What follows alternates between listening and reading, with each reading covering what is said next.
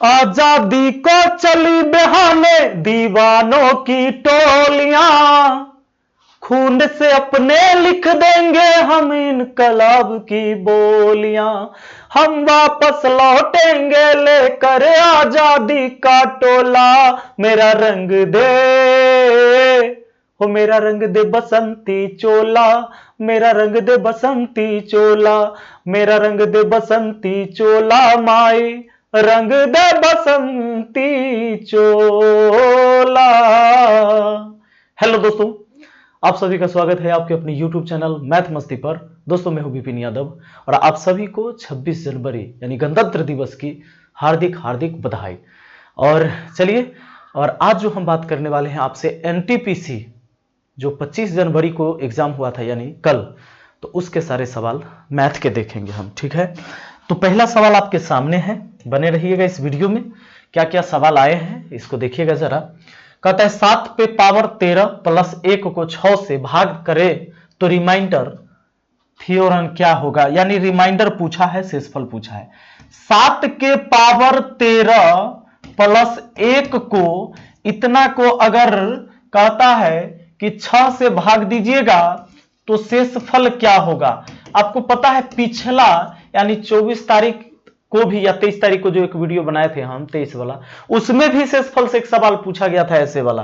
ध्यान दीजिए, देखिए आप सीधा सोचिए, इसमें कुछ नहीं है ज्यादा लफड़ा। पहले बेस को भाग दे दीजिए 6 से, इस 7 को भाग दीजिएगा तो शेष 1 आएगा ना, 1 के पावर 13 लिख दीजिए। अच्छा, इस 1 को 6 से भाग दीजिएगा तो शेष 1 के रहेगा क्योंकि भाग लगेगा नहीं। अब 1 के पावर 13 1 ही होता है और 1 2 होता है, 2/6। जैसे ही अंश छोटा हो गया हर से तब कहिएगा जब भाग नहीं लगा, और जब भाग अब नहीं लगेगा तो रिमाइंडर वह हो जाएगा जो ऊपर में है, ठीक ना। यानी रिमाइंडर कितना हो जाएगा, शेष 2। अब ऐसा नहीं कि 2 तिया 6 1/3 लिखिएगा, ऐसा मत करिएगा, ठीक है। चलिए अगला सवाल। इससे पहले मैं एक चीज बता दूं कि ये जो अपना रेलवे के लिए स्पेशल बुक आया है, ये पूरे इंडिया मौजूद है।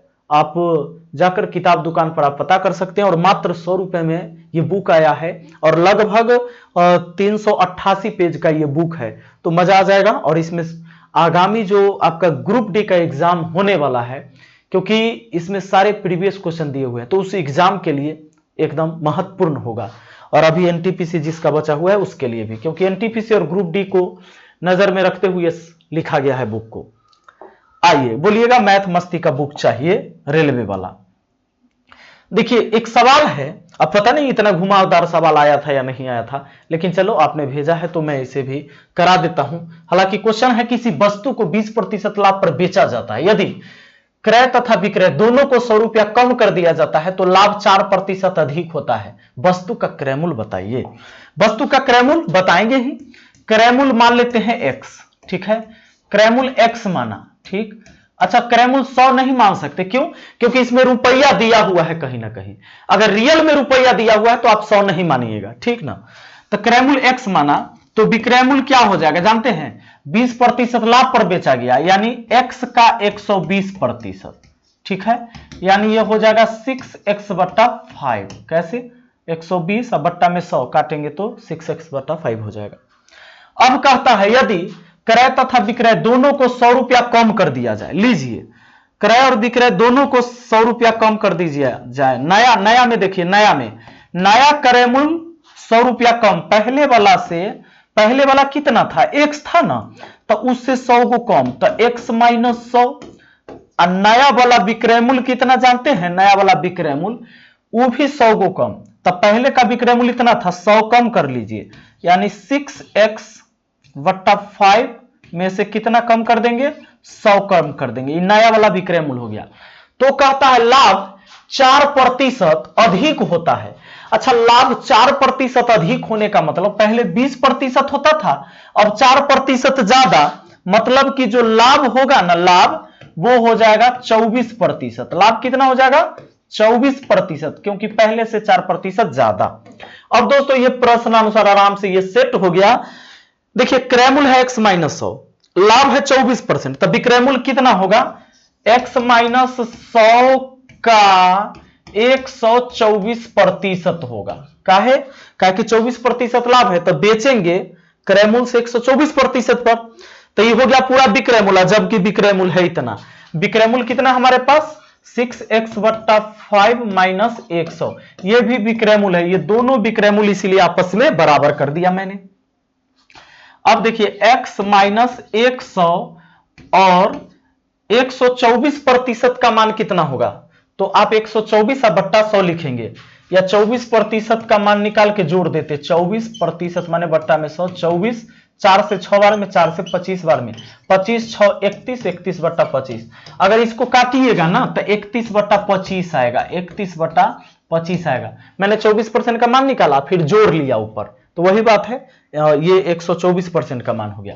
बराबर कितना हमारा 6x और ये हो जाएगा 6x और ये 500/5।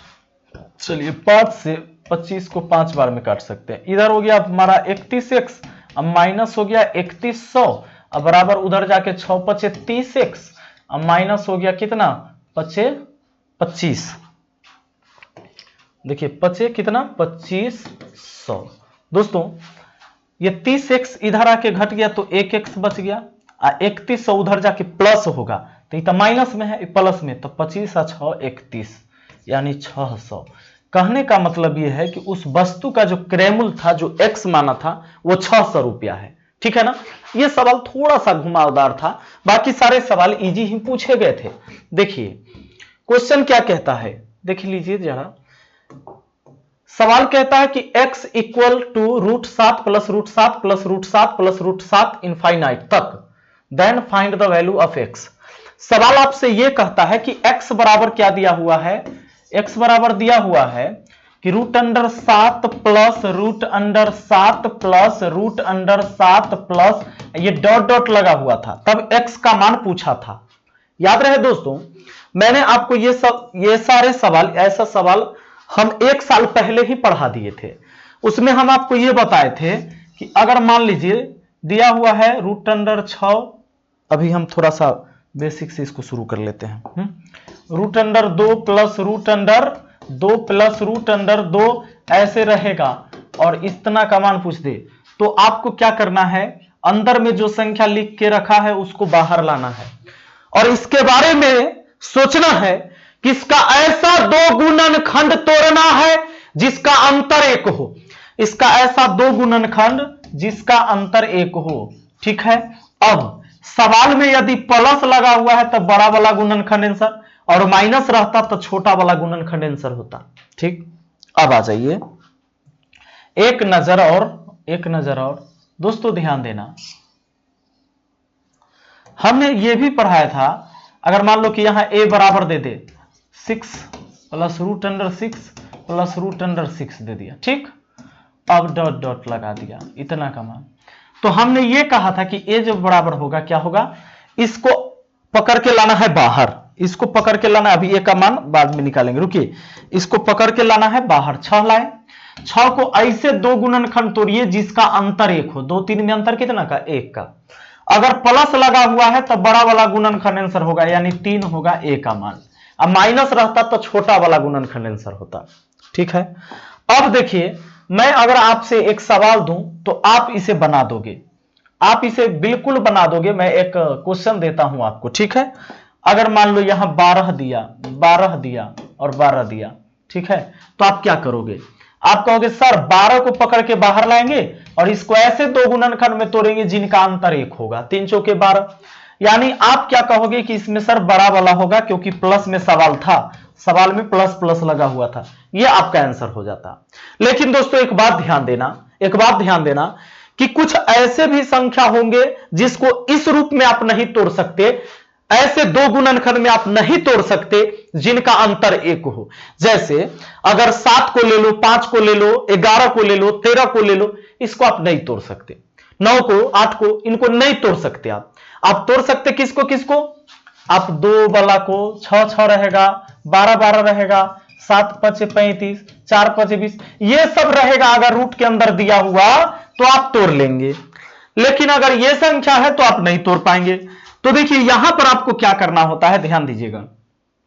7 है, प्लस में है, प्लस में है ना, तो प्लस में है तो 7 से आगे जाकर सोचिए कि ऐसा कौन संख्या होगा जिसको आप तोड़ सकते हैं। अगर यह सवाल ना होके 7 के बाद कौन संख्या होगा जो तोड़ सकते थे, 2 गुणनखंड जिसका अंतर 1, तो कहिएगा 8 तो न टूटेगा, वैसे सर 2 चौके 8 टूटेगा, 9 न 10, 2 पचे 10 न, 11 भी नहीं, 12 हाँ तोड़ सकते सर, 12 रहता इसके अंदर तब 3 चौके 12 में तोड़ सकते हैं। इस 7 के बाद 12 ही मिलेगा जो 3 और 4 में टूट सकता है, तो इसका आंसर हो गया 3 एवं 4 के बीच, 3 एवं 4 के बीच आपके x का मान हो गया। बस यही सवाल का जवाब हो गया। अगर आपके एग्जाम में ऐसा ऑप्शन नहीं रहा होगा तो ऑप्शन कैसा रहा होगा सुन लीजिए, x का मान का है ना, तो x का मान 3 से बड़ा और 4 से छोटा, 4 से छोटा ऐसा रहा होगा आपको दिया हुआ ऑप्शन। तो आप अगर इस ऑप्शन को मारे होंगे तो ठीक है, अन्यथा ऐसे देगा। ठीक है, चलिए अगला सवाल पर आ जाइए दोस्तों। नेक्स्ट क्वेश्चन था आपका, 1 रुपए में 10 केला बेचने पर 30% का प्रॉफिट होता है, तो बताएं कि 1 रुपया में कितना केला खरीदा था। ऑप्शन था 11, 13, 7, 9। चलिए बहुत अच्छा बात है, आपको बड़ा बेजोड़ सवाल, हालांकि देखो ये सवाल ना 2-3 एग्जाम से लगातार पूछा जा रहा है, ऐसा सवाल ये केला बेचे वाला। हाँ, 1 रुपए में 10 केला बेचने पर, अरे 10 केला का दाम है, विक्रयमूल्य है, विक्रयमूल्य कितना, 1 रुपया। 1 रुपया में 10 केला बिक रहा है रे भाई, यो युग में। सुनिए तो 1 केला कितना में बिका, 1 केला बिका 1/10 रुपया में, नहीं 1/10 रुपया में। अब सुनिए 1/10 रुपया विक्रयमूल्य है, 1/10 रुपया विक्रयमूल्य है 1 केला का, उस पर लाभ हुआ 30% का। दोस्तों 30% का मान 3/10 होता है, ये जोड़ दिया 13/10। क्यों जोड़ा, क्योंकि लाभ हुआ था, हानि होता तो घटा देते। अब विक्रयमूल्य में उल्टा गुना तक क्रयमूल्य पता, तो 10 ऊपर 13 नीचा लिखिए, है ना। विक्रयमूल्य में उल्टा गुना तक क्रयमूल्य पता, और क्रयमूल्य में सीधा गुना तो विक्रयमूल्य पता, ये निकल गया क्रयमूल्य। 10 से 10 काट दीजिए, 1/13 रुपए केला खरीदा गया था। 1/13 रुपए खरीदने का मतलब 1 रुपया में 13 केला खरीदा था, खरीदा था। सुनिए सुनिए, 1 रुपया में 13 केला खरीदा था, तब ना 1 रुपया में 10 को बेच देने से लाभ हो गया 30% का। बात करते हैं, आइए देखिए अगला सवाल। देखिए अगला सवाल यह है, 10 ईयर बिफोर ए का उम्र बी के उम्र से 5 अधिक है, एंड जेड का उम्र पी के उम्र से 10 अधिक है, एंड जेड का उम्र 18 है, तो जेड एंड पी के करेंट उम्र का अनुपात निकाले। इस सवाल में ए बी से, देखिए हो सकता है आपसे मिस्टेक हुआ है इस सवाल में, नहीं तो देखिए क्योंकि ए और जेड पी का रिलेशन नहीं मिला है। कहता है कि 10 वर्ष बिफोर ए का उम्र बी के उम्र से 5 अधिक है। एक काम करते हैं, सब के वर्तमान उम्र हम उसके नामे से मान लेते हैं, ठीक। तो ए के वर्तमान उम्र ए मान लिया, अब बी के वर्तमान उम्र बी मान लिया। अब कहता है 10 वर्ष बिफोर ए का उम्र बी के उम्र से 5 अधिक था। 10 वर्ष बिफोर माने 10 वर्ष पहले, 10 वर्ष पहले, 10 साल पहले का हो गया, 10 साल पहले का हो गया, क्योंकि वर्तमान में 10 घटा दिए तो 10 साल पीछे का हो गया। अब कहता है ए का जो उम्र था 10 साल पहले और बी के जो उम्र था 10 साल पहले, तो ए वाला उम्र 5 अधिक था, 5 अधिक है। अब कहता है आगे, एंड जेड का उम्र पी के उम्र से 10 अधिक है, जेड का उम्र पी के उम्र से 10 अधिक है।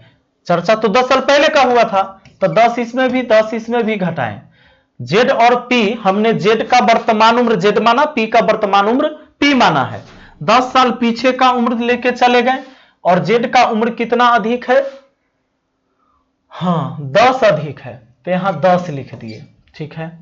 अब बताइए जेड माइनस 10 माइनस पी हो गया, माइनस माइनस प्लस 10 हो गया, अब बराबर कितना हो गया 10। ये तो गया, अब z माइनस पी का मान कितना हो गया 10, और इसमें कह दिया है z का उम्र है 18, z का उम्र दिया हुआ है कितना 18, z है 18 साल का, तो z यहां 18 रख दीजिए, ये 18, ये 10 इधर आके घट जाएगा, p उधर चल जाएगा, 18 में से 10 गया कितना 8, 18 में से 10 गया 8, ये p का उम्र हो गया। दोस्तों हमसे पूछता है कि z और p के उम्र का अनुपात बताओ, z और p के उम्र का, तो z देखो p माना था p के वर्तमान उम्र, z माना था z के वर्तमान उम्र, तो z का वर्तमान उम्र 18 और p का वर्तमान उम्र 8, काट देंगे 4 सॉरी हाँ इसका आधा 4 हो जाएगा, इसका आधा 4 हो जाएगा और इसका आधा 9 हो जाएगा, 9:4 में आपका आंसर हो जाएगा। लेकिन एक बात है कि समीकरण का कोई काम ही नहीं हुआ, ए बी दिया था सीधे पी जेड पूछ लिया था, ठीक है, तो अगर सवाल के हिसाब से तो यही जवाब होगा आपका। होता है कभी कभी मिस्टेक भी होता है कोई डाटा आपसे, क्योंकि ये मेमोरी बेस्ड क्वेश्चन होता है, तो बच्चों को पूर्णतः 100% याद रहे सवाल ये जरूरी नहीं है, फिर भी हो सकता है ऐसा। 15 मैन और 25 वुमेन किसी वर्क को 22 दिन में पूरा करते हैं, तो 9 मैन एंड 18 वुमेन काम को कितने दिन में करेंगे। इस सवाल में भी एक छूटा हुआ है, उनके कार्य करने का जो क्षमता है वो अलग होना चाहिए। 15 मैन और अच्छा और है, और मतलब यहां या है, ठीक है ना, तब ठीक है। 15 मैन ऐसा वाला और ना, ई और अलग बात है, ई और अलग बात है, ई और का मतलब है या, ठीक ना, इसीलिए आइए तब ठीक है। कहता है 15 मैन या 25 वुमेन किसी वर्क को 22 दिन में कर सकते हैं, यानी 15 आदमी को लगाइएगा तब भी वो काम 22 दिन में ही होगा, या 25 औरत करेगी तब भी वो काम 22 दिन में ही होगा, ये दोनों काम बराबर ही है। 15 मैन से करवाइए तब भी 22 दिन, या 25 औरत से करवाइए तब भी 22 दिन। सवाल कहता है एक बात बताओ कि 9 मैन और 18 वुमेन उसी काम को कितने दिन में कर देंगे। इसमें से कोई काम ले लीजिए, मान लीजिए यह वाला ले लेते हैं, 15 आदमी जो 22 दिन में किया है ना, यह काम करवा लेते हैं। देखो कुल काम की मात्रा होता है वर्कर गुने दिन, तो कुल काम की मात्रा हो गया वर्कर गुने दिन, इसी काम को हम करवा लेते हैं 9 मैन एंड 18 वुमेन से, ठीक। अब देखो कैसे करवाएंगे, कुल काम में व्यक्ति से भाग दे दिया तो दिन की संख्या निकल के आएगा। यहां तो 22 से 22 कटता है, 5 तिहाई 15 पचे 25 होता है, ये 3 आदमी 5 औरत के बराबर, एक आदमी बट्टा एक औरत 5/3, मतलब एक आदमी का क्षमता अगर 5 है तो एक औरत का क्षमता 3, एक आदमी अगर 5 काम कर सकता है तो एक औरत 3 काम कर सकती है। आदमी कर सकता है 5 काम, आदमी कर सकता है 5 काम, औरत कर सकती है 3 काम। लो 15 पचे 75 गुना 22 हुआ ऊपर में, और नीचे आ जाओ 9 पचे 45 और 18 तिहाई 54, यानी कि 45 और 54 को जोड़ना है, 5 4 9 5 4 9, ये लो 99 हो गया है ना, 9 पचे 45 18 तिहाई 54, 5 4 9 5 4 9।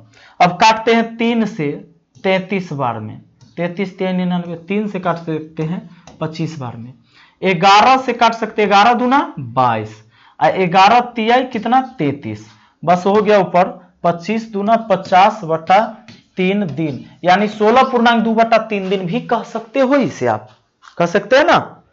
आइए अगला सवाल तो आइए देखिए, इस सवाल है क्या, कहता है क्या कि 1/3 4/5 अच्छा 3/6 5/6 एंड 2/3 इतना का HCF क्या होगा, पूछा है HCF।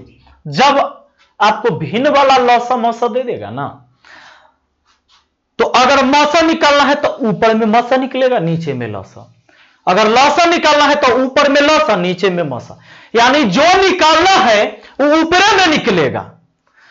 आइए HCF पूछा है, तो 1 4 3 5 2 का HCF तो भैया एक सबसे छोटका संख्या सबको काट देगा HCF एक, और नीचे वाला का LCM, अच्छा 6 2 बार था, ठीक है 30 हो जाएगा, 6 पचे 30, 30 को सब काट देगा, ठीक है हाँ चलो ठीक, यानी 1/30 इसका HCF हो जाएगा। आपको 3 5 6 6 3 का LCM नीचे बनाना था, और ऊपर HCF। ठीक हो गया, ये LCM and HCF of fraction में पढ़ाए थे बात। अब लीजिए, इसमें कहता है 54,368 में 8 का अंकिक मान क्या होगा। डिजिट याद नहीं है बट सेम पैटर्न पर था। अंकिक मान 8 का अंकिक मान 8 ही होगा। ठीक है, अंकिक मान 8 ही होगा, ये 8 है अंकिक मान जो वो है। एक और ऐसा सवाल था जो आया है, कहता है किसी रेक्टेंगल के लंबाई एंड चौड़ाई के 6:5 में है एंड चौड़ाई लंबाई से 25 कम है, तो रेक्टेंगल का परिमाप क्या होगा। रेक्टेंगल मतलब एक आयत, और आयत के बारे में क्या कहा जा रहा है, कहा जा रहा है कि किसी रेक्टेंगल के लंबाई और चौड़ाई में 6:5 का अनुपात है, 6:5 में है लंबाई और चौड़ाई। देख लीजिए 6:5, इसको आप ऐसे भी लिख सकते हो, ये 6x और ये 5x लिख सकते हो, लिख सकते हो ना। अब कहता है लंबाई चौड़ाई से 25 कम है एंड चौड़ाई लंबाई से 25 कम है। चौड़ाई लंबाई से कितना कम है, 1x कम है, 1x कम है, जबकि कहा है 25 कम है। तो रेक्टेंगल का परिमाप पूछा है। परिमाप के लिए क्या करोगे, परिमाप के लिए 2 इंटू लंबाई प्लस चौड़ाई, 2 इंटू लंबाई प्लस चौड़ाई, तो दोनों लंबाई चौड़ाई जोड़ेंगे 6×5 = 11x होगा। अब 2 गुना 11 गुना 25, x की वैल्यू 25 है। ये लंबाई प्लस चौड़ाई इसमें कर दिए, 2 इंटू लंबाई प्लस चौड़ाई, ठीक ना। तो अब करिए ना 25 दूना 50, अब 50 गुने 11, 11×5 = 55, 10 550। अगर मीटर में है तो मीटर, सेंटीमीटर है तो सेंटीमीटर हो जाएगा। चलिए आइए अगला देखिए, इस सवाल हम बता दिए हैं भाग देने वाला। हाँ ये सवाल था, और सवाल ये है कि इतना में 6 का स्थानीय और आंकिक मान का योग क्या होगा। 6 दूगो है ना, तो इस 6 का आंकिक मान 6 हुआ, ठीक है, और 6 का स्थानीय मान कितना हो जाएगा, 6 का स्थानीय मान कितना हो जाएगा, इकाई दहाई सैकड़ा हजार, कितना हो गया 6000 हो गया। तो इसका कहता है कि योग क्या होगा, सबको जोड़ लीजिए 6006 होगा। सवाल शायद आप मिस्टेक किए थे, है ना, तो ये हो गया 6 के, या इन दोनों के या तो एक जगह 6 रहा होगा, उसी में पूछा होगा उसके स्थानीय मान और आंकिक मान का योग या अंतर, ठीक है, या दोनों जगह रहा होगा तो कहेगा दोनों के स्थानीय मान का अंतर, ठीक है ना, या योग। देखिए अगला सवाल आपका ये, दो क्रमिक संख्याओं का गुणनफल 1980 है, तो छोटी संख्या बताओ। दो क्रमिक संख्याओं, पहला अगर x है तो अगला x + 1 होगा, ठीक है, और इन दोनों का गुणनफल कहता है कितना है 1980, तो कहता है छोटी संख्या कितना होगा। दोस्तों ऐसे सवाल को बाई ऑप्शन बना लेना। कैसे, दो क्रमिक संख्या का गुणनफल 1980 है, तो पहली संख्या x हुआ तो क्रमिक यानी अगला जो होगा x + 1 होगा, ठीक है ना। अब इनका गुणनफल देता है 1980, 1980 दिया, तो आप एक काम करोगे, अब आप सोचोगे ऑप्शन 4 को रहेगा, यहां x की वैल्यू मान लो कुछ भी हम रखते हैं, हमको नहीं पता है अभी, हम ऐसी रख दे रहे हैं। अगर मान लो कि ये है आपका 20, तो यहां 20 रख दिए, अगला 20 1 हो गया कितना 21। अब गुना करके देखते हैं, 21 दूना 42, 420। अगर गुना करने से इतना हो जाता तो वही हो जाता, नहीं तो इसको अगर सॉल्व करोगे तो आपका टाइम बर्बाद होगा, गुणनखंड विधि चला जाएगा, ये करेगा x² + x से, फिर यहां गुना, फिर ये आ जाएगा 1980, तो ये वाला हो जाएगा लफड़ा। तो ऐसे समीकरण को बाई ऑप्शन हल करिएगा। ऑप्शन से यहां x के मान रखते, क्योंकि छोटी संख्या पूछा है तो छोटी संख्या तो हमारा x है, ऑप्शन रखते, यहां जो संख्या रखते उससे एक बढ़ा के गुना करके देखते इतना आ रहा है कि नहीं, बस हो जाता है आंसर। चलिए अगला, ये √7 वाला देखिए इन्होंने भी भेजा था, ये सवाल सही था, अब करने की जरूरत नहीं है इसको। अगला सवाल हमारा कि 90 के चाल से 15 मिनट में कितनी तय होगी दूरी है, तो 90 किलोमीटर प्रति घंटा के चाल से चलिएगा तो 15 मिनट में यानी 1/4 घंटा में, घंटा से घंटा काट दीजिए, 4 का आधा 2 हो गया, 90 का आधा 45 हो गया, 45/2 किलोमीटर चलेगा। कितना चलेगा? 45/2 किलोमीटर, यानी 22.5 भी कह सकते हो आप।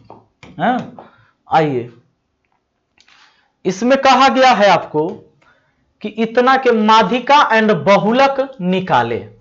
कितना का? 2 2 3 3 5 5 7 9 9। इसमें देखो एक बात बताओ, बहुलक कौन होगा? जो ज्यादा बार है। बहुलक ज्यादा बार, 2 2 बार, 3 3 बार, 5 2 बार, 7 1 बार, 9 2 बार, तब 3 हो गया इसका बहुलक। और माध्यिका तो ये तो अरेंज है, ये सीरीज अरेंज है, बढ़ते क्रम में अरेंज किया हुआ है। अब इसमें माध्यिका निकालने के लिए मध्य वाला लेना है। 3 को इधर से छोड़ दिया, 3 इधर से छोड़ दिया, 4 छोड़ दिया, 4 छोड़ दिया, बीच में आया 3 5। 3 5 को जोड़ के 2 से भाग लगा दो, 5 3 8, 8 के आधा कितना हो गया? 4। आ गया आपका माध्यिका।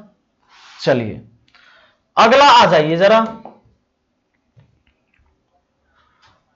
अब सवाल यह है, शुगर के कीमत में 25% का इंक्रीज होता है तो एक पेरेंट अपनी खपत में कितना परसेंट कमी करे कि कुल खर्च समान रहे?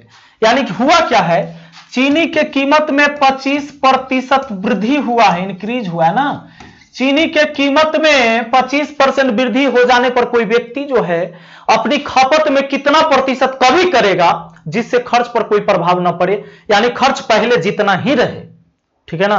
तो ऐसा सवाल इंक्रीज डिक्रीज वाला तो बनाना बड़ा आसान है। सुनो, 25% वृद्धि हुआ है तब 25 लिखिए और नीचा में जोड़ दीजिए उसको, वृद्धि हुआ है इसीलिए, और प्रतिशत के लिए 100 से गुना। बस अब आपका खपत में कमी आ जाएगा। ठीक है, खपत में प्रतिशत कमी क्या करना होगा वो निकल गया आपका। ऊपर हो गया कितना? 25, नीचे कितना हो गया? 125। अब प्रतिशत के लिए तो हमने 100% से गुना किया ही है। 25 पचे, अब 5 से काट दिया 20 बार में, तो कितना हो गया? 20%। ठीक है, 20% की क्या हो गया? 20% की खपत में कमी करना होगा। अगर चीनी का दाम 25% बढ़ा है तो चीनी, चाहे दूध, तेल, पानी कुछ भी रहे। हाँ, अब देखिए एक सवाल है आपका कि एक समबाहुभुज के प्रत्येक इंटीरियर एंगल 144 है तो उस समबाहुभुज में कितने साइड होंगे? यह सवाल बिल्कुल सही। देखिए कोई भी बहुभुज होगा ना, कोई भी बहुभुज होगा तो उसके बाह्य कोण और अंतः कोण का योग हमेशा 180 डिग्री होता है। अगर मान लो कि इसके एक भुजा बढ़ा देते हैं तो ये वाला और ये वाला कोण कितना हो जाएगा? मिलाकर 180 होगा, क्योंकि सीधा लाइन आ गया तो 180 का कोण बनेगा। एक इंटीरियर एंगल 144 डिग्री है दोस्तों। एक्सटीरियर यानी बाहर, इंटीरियर यानी अंदर, दोनों का योग कितना? 144 डिग्री। अब सॉरी, दोनों का योग तो होता है 180। हमें दिया है कि इंटीरियर एंगल 144 है, इसका 144 दिया है तो एक्सटीरियर निकल जाएगा क्या? तो कैसे निकल जाएगा? 180 में से 144 घट जाएगा क्योंकि इसका मान दिया हुआ है 144। अब बाह्य कोण जो होगा ये देखिए कितना आ जाता है? 36 है ना। 10 में से 6 गया 4, 17 में से 14 गया 3, 36 डिग्री। दोस्तों ध्यान देना, कोई भी बहुभुज होगा ना उसके सभी बाह्य कोणों का योग 360 डिग्री होता है और जितने कोण होंगे उतना ही भुजा होगा किसी भी बहुभुज में। जैसे त्रिभुज में 3 कोण 3 भुजा, चतुर्भुज में 4 कोण 4 भुजा, पंचभुज में 5 कोण 5 भुजा, जितना कोण उतने भुजा। अब सभी बाह्य कोण का योग किसी भी बहुभुज का, याद रखिएगा ये बात याद रखने वाला है, किसी भी बहुभुज में